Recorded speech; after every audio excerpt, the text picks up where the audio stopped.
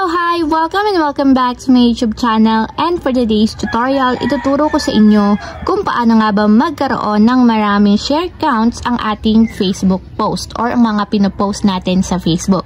But first, kindly subscribe to my channel and don't forget to hit the subscribe button and the bell to notify you for my new updates. And if you want to learn more, just keep on watching and let's start. So ayan, for today's video, gagamit lang tayo ng Facebook application. So ayan, i-open ko na yung aking Facebook app. And then, pumunta muna tayo sa mismong timeline or profile ng ating account. So, dito sa mismong timeline or profile, pwede na tayong mag-post or mag-create ng post na gusto nating dumami ang share count. So, gagana lang to sa mga existing posts at sa mga gagawin nyo pa lang na post. So, for example, mag-status lang ako ng hi.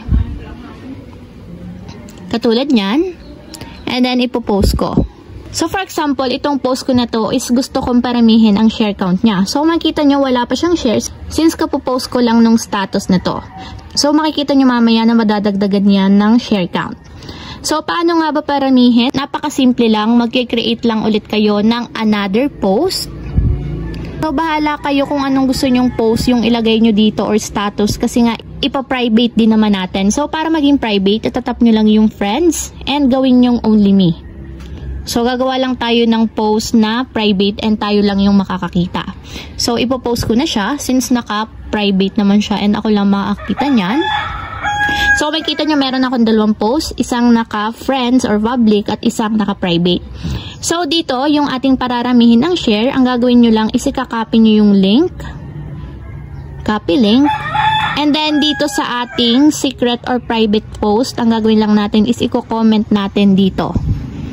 So, ayan. Uulitan lang natin. So, paste lang ng paste. So, mga 5 muna yung ilalagay ko.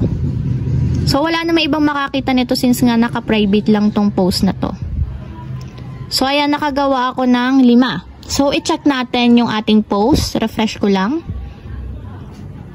And kung makikita nyo, yung aking post is meron na agad 5 shares. So, pwede nyo pang padamihin yan. Depende sa inyo. Tiyaga lang kayo ng tiyaga. So, magdadagdag pa ako. So, ito guys is napakasimpleng tricks lang to. And lately ko lang din nalaman since nga nagtatry din ako ng kung ano-ano sa mga hacks and tricks dito sa Facebook. So, ayan. So, refresh ko lang ulit. And kung makikita nyo, naging 10 shares na siya.